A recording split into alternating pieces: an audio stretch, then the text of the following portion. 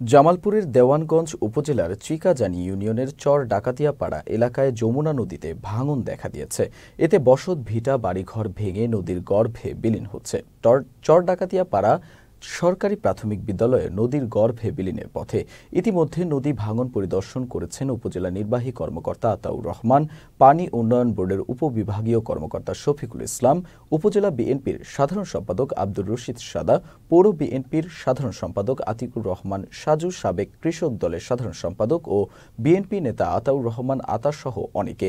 নদী ভাঙন পরিদর্শন শেষে ৬,৫০০ জিও ব্যাগ ডাম্পিং কাজের উদ্বোধন করা হয়। আমগরে তো নদী নালা ভাঙ্গিয়া একবারে সর্বনাশ করে দিছে।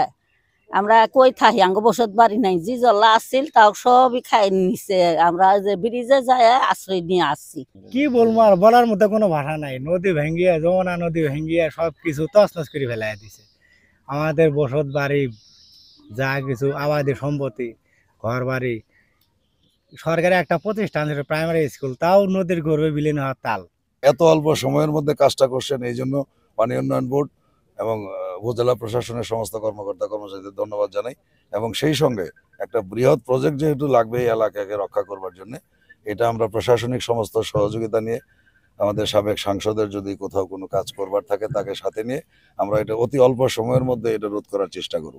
এখানে আরো অনেক বড় প্রজেক্ট করতে হবে। আমার মনে হয় যে প্রায় 500 কিলোমিটার এখানে, তাই না? 500 মিটার এখানে মিনিমাম করা দরকার।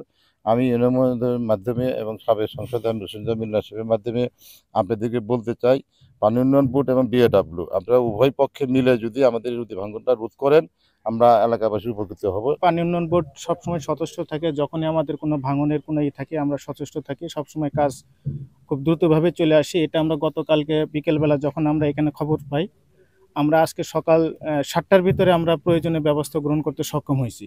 আমরা উপজেলা প্রশাসন এবং পানি উন্নয়ন বোর্ডের মাধ্যমে স্থানীয় জনপ্রতিনিধিবৃন্দ তাদের উদ্যোগ সহযোগিতায় আমরা এখানে এই মুহূর্তে 6,500 জিও ব্যাগ ফেলার প্রস্তুতি নেওয়া হচ্ছে এবং পরবর্তীতে আমরা চিঠি লিখেছি ঊর্ধ্বতন কর্তৃপক্ষ বরাবর এবং মন্ত্রণালয় সে ব্যাপারে আমাদেরকে প্রয়োজনীয় সহযোগিতা করবে বলে আমাদেরকে আশ্বাস করেছে।